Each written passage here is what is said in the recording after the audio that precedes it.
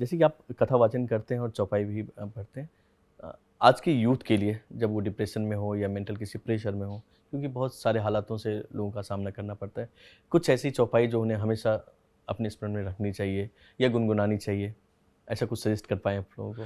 मेरा ऐसा मानना है, भगवान का नाम हरिस्मृति सर्व विपद विनाशनम। भगवान का नाम ही जीवन में से सारी विपत्ति को दूर कर सकता है। तो मेरी परंपरा में जो मैंने भी अभ्यास किया है और पूरी दुनिया भर में ये मंत्र बोला जाता है, जो कि केवल भारतीय ने, यूरोपियन अमेरिकन्स ने जिसको अनुभव किया है, हरे कृष्ण कृष्ण कृष्ण हरे हरे, हरे राम राम राम हरे हरे। इसके साथ खासियत क्या है कि इसमें कोई नियम नहीं है, कोई भी चीज़ आप करो। जैसे मेरे पास हम डिस्कस कर रहे थे बजरंग बाण के विषय में, तो बजरंग बाण बहुत ऊर्जावान चीज़ है, बट फिर उसके साथ कुछ रूल्स भी हैं, नियम्स भी हैं। राम जी को शपथ दिला रहे हो, पर उसके साथ आप, हनुमान जी ब्रह्मचारी हैं, तो आपके अंदर सेलिबेसी है वो तो चेक करेंगे हनुमान जी। तो जितनी भी चौपाई नियम विधि हैं, चौपाइयाँ हैं या मंत्र हैं, इवन गायत्री है या मृत्युंजय है, उन सब की एनर्जी पोटेंसी है, इसलिए उसके साथ एक बहुत तगड़े नियम भी जुड़े। अगर वो नियम नहीं है, जैसे मेडिसिन बहुत अच्छी है पर खाने के बाद लीजिए, खाने से पहले ली तो आपका को और बीमार कर देगी।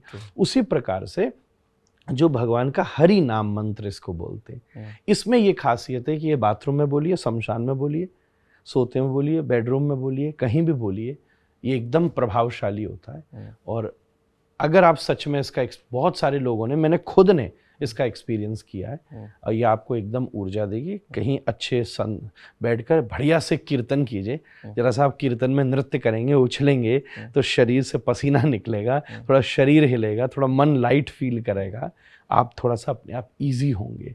मेरा ऐसा सहज सा मानना है। मैं कोई ऐसी चमत्कारी बातें मेरे को आती नहीं करनी, और क्योंकि मैं को भी एक चौपाई दे दूं तो वो हो सकता है कि किसी पर उल्टी बात ना चल जाए, क्योंकि उसका नियम अगर सही से नहीं है। पर हरि नाम ऐसा है जो सब लोग कर सकते हैं, इसलिए आप दोनों हाथों को ऐसे ऊपर करके और खूब प्रेम से हरे कृष्ण कृष्ण कृष्ण हरे हरे, हरे राम राम राम हरे हरे। एक तो मजे की बात ये है, इसको बोलते समय अपने आप स्माइल भी करनी पड़ती है। कृष्ण आप बोलिए, राम बोलिए तो अपने आप स्माइल करनी पड़ेगी। तो इसका प्रोसेस इस तरीके से होता है, मेरा ऐसा सुझाव है। अब देखो, हर डॉक्टर एक इलाज की अलग अलग दवाइयाँ देता है। मेरी परंपरा ने एक नहीं 500-800 साल से इस चीज़ का अभ्यास किया है, इसलिए मैं तो उसी भावना से आपसे कह सकता हूँ। आपने चमत्कार की बात की, तो मैं बोलूँगा कि आपका व्यक्तित्व ही इतना चमत्कारी है कि किसी और चमत्कार की जरूरत ही नहीं है आपको। तो आपका सानिध्य पाके ही एकदम माहौल बहुत ही खुशनुमा। भगवान सूर्य हैं, आप दर्पण हो, आप साफ रहोगे तो उनकी चमक आप में ज़्यादा रहेगी। एक और सवाल है कि बहुत सारे लोग पूछते भी रहते हैं, सोचते भी रहते हैं कि जैसे कि गृहस्थ जीवन और जो साधुओं का जीवन है, आप एक ऐसी परंपरा में जहाँ पे आप एक गृहस्थ जीवन भी जी रहे हैं, तो क्या रूल्स होते हैं कि भाई आप गृहस्थ जीवन भी जी सकते हो और ये काम भी आप कर सकते हो, या फिर आदमी बहुत सोचता है कि नहीं भाई आपको वैराग ही धारण करना है, तभी जाके आप इस पंथ पे, इस रास्ते पे चल सकते हो? तो कुछ हैं रूल रेगुलेशन ऐसे? क्यों नहीं, जन्मांतरे सहस्रेषु कश्चित् भवति सिद्धये। वैराग और संन्यास तो कोई कोई के जीवन में आता है, वो भी समय पर आना चाहिए।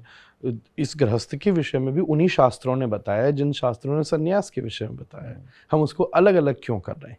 राम भी गृहस्थ हैं, शिव भी गृहस्थ हैं, कृष्ण भी गृहस्थ हैं, वशिष्ठ भी गृहस्थ हैं, विश्वामित्र भी तो ब्रह्मचारी हो गए, पहले गृहस्थ थे। आप अगस्त को देखिए, अत्रि को देखिए, ऋषिमुनि तो लगभग हमारे सभी उसी रूप में। तभी हम लोग हैं भी यहाँ पे, तभी हम यहाँ बैठे, तो हम होते ही नहीं। कौन ऐसा व्यक्ति नहीं है जो उस समय से गृहस्थ में नहीं है। तो आप फैमिली लाइफ को ऐसा, आज एक्चुअल में हम जिसको गृहस्थ बोलते हैं वो गृहस्थ नहीं है, कॉर्पोरेट लाइफ है।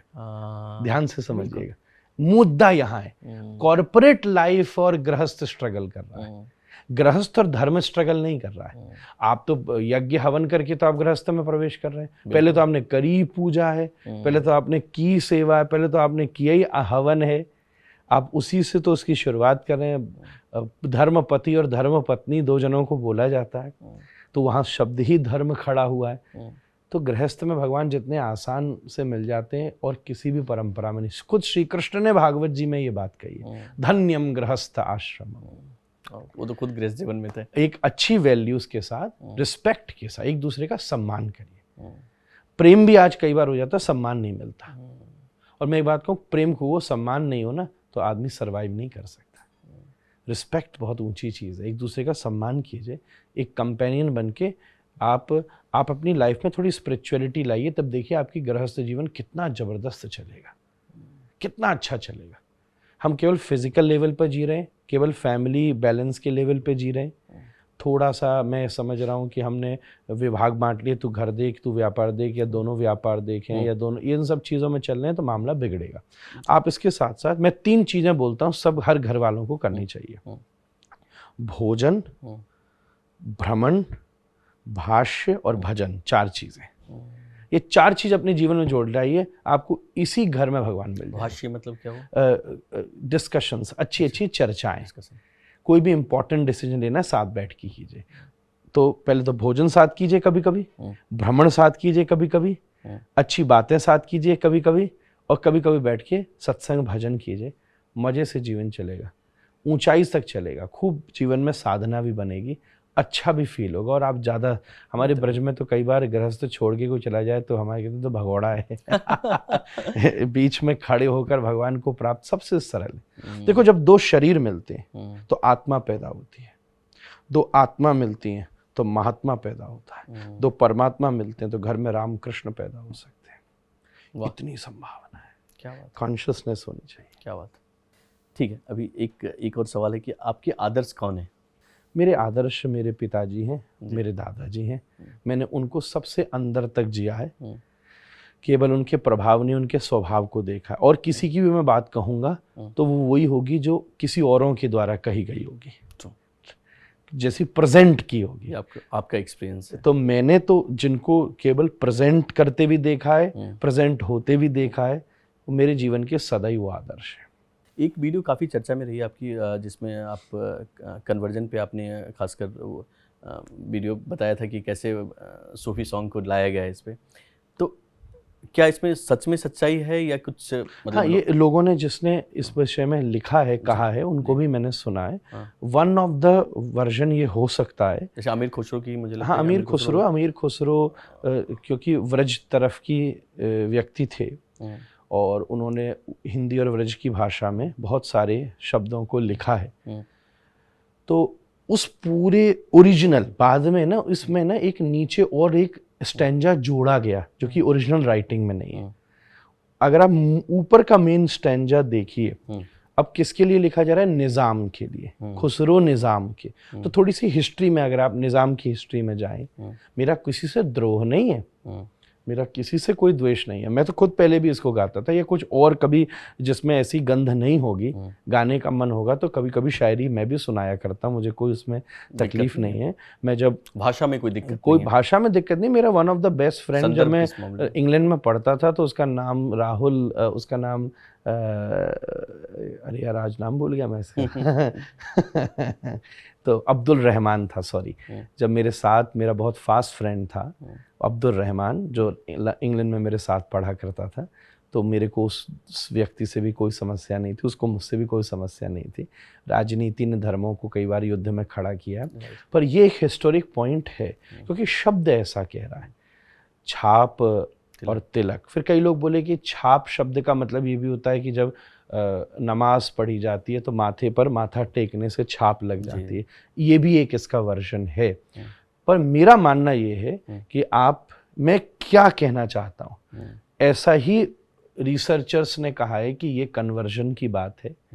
दूसरी बात मैं ये कहूँगा, आपको गज़ल पसंद है, सुनिए, हु इज स्टॉपिंग यू।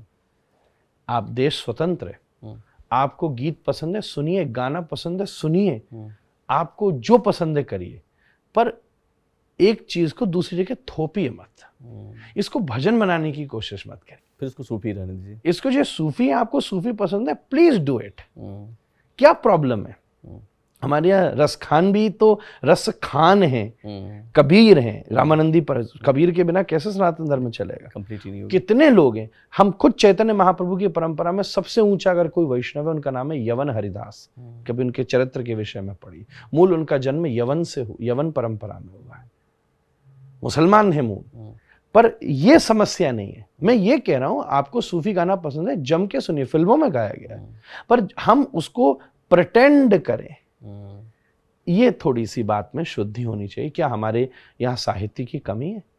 क्या मीरा ने कम लिखा है, सूर ने कम लिखा है, रैदास ने कम लिखा है, हरिदास ने कम लिखा है, कबीरदास ने कम लिखा है, सूरदास ने कम लिखा है, कुम्भनदास ने कम लिखा है? मैं नाम ही इतने गिना दूंगा, लोग नहीं समझ सकेंगे। हम जबरदस्ती फिल्म के कारण कोई चीज प्रसिद्ध हुई हो और उसको मंदिरों में थोपना शुरू कर दें बिना उसके इतिहास को जाने, तो फिर गड़बड़ होती है।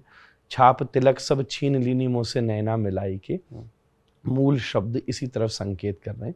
मेरा मुझे भी ये पसंद है, बहुत पहले मैंने गाया भी है, जब तक नहीं पता था, सुना भी है। अभी भी कभी कभी मैं जा रहा हूँ और एफएम में चली जाए तो मैं कोई ऐसा डंडा लेके नहीं जाने वाला हूँ। परंतु मेन चीज़ क्या है कि हम लोगों को उसे सूफी है, सूफी रहने दीजिए, भजन बनाने की कोशिश मत कीजिए। बिल्कुल सही। गाना है, गाना गाइए, भजन बनाने की कोशिश मत कीजिए।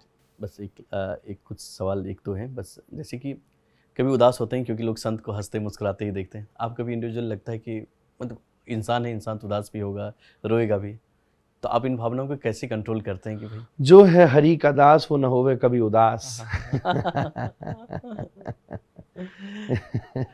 थैंक यू सो मच, आपने इतना टाइम दिया, और उम्मीद करते हैं कि हमारी एक और मुलाकात जरूर होगी, क्योंकि चर्चा काफ़ी लंबी है।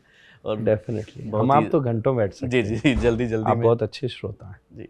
आप जैसे मिल जाए तो वही संत, वो आपने बताई कि वो ज्ञान गुरु मिल जाए सामने तो आदमी सुनने लगता है जी। और मुझे लगा कि चर्चा तो काफ़ी लंबी, लेकिन है यहाँ पे आपके शेड्यूल काफ़ी टाइट है। तो मुझे बहुत आपसे मिलकर अच्छा लगा प्रकाश जी, और मैं कुछ दिनों में फिर से क्रम बनाऊंगा। बिल्कुल, इस चर्चा को मैं चाहूँगा पार्ट 2 के फेस में, पार्ट 2 और वो लंबा हो गया, ताकि कोई वहाँ रिस्ट्रिक्शन ना हो कि हम कितनी देर चर्चा कर सकते हैं। और आप एक श्रोताओं के प्रतिनिधि हैं जी, तो मैं तो ये भी कहूँगा कि आप आपके दर्शकों से ये प्रार्थना करें कि वो आप तक कुछ ऐसे ऐसे प्रश्न पहुँचाएं जो आप समाज के स्पोक्स पर्सन की तरह हम जैसों से, जैसे गैया से दूध काढ़ा जाता है, ऐसे ही अर्जुन ग्वाला बना था, शास्त्र गैया बने थे और कृष्ण ने ग्वाला बन के सब गीता का ज्ञान दोह दिया था। ऐसे ही आप समाज के प्रतिनिधि हैं और हम लोग उसमें से शास्त्र की जो गैयाओं में से व्याख्या के दुग्ध निकाल सकेंगे आपके माध्यम से सबको देंगे। तो सब आप तक ऐसे प्रश्न, ऐसी जिज्ञासाएं भेजें जिससे जब हम दोबारा संवाद करें तो कुछ आगे की बात रखी जा सके। बहुत आप सज्जन हैं, सरल हैं, और आपसे फिर से मिलकर मुझे बहुत अच्छा लगेगा। आपको, आपकी पूरी टीम को धन्यवाद। Thank you so much. धन्यवाद। राधे राधे। जय राधा रमन। राधे राधे।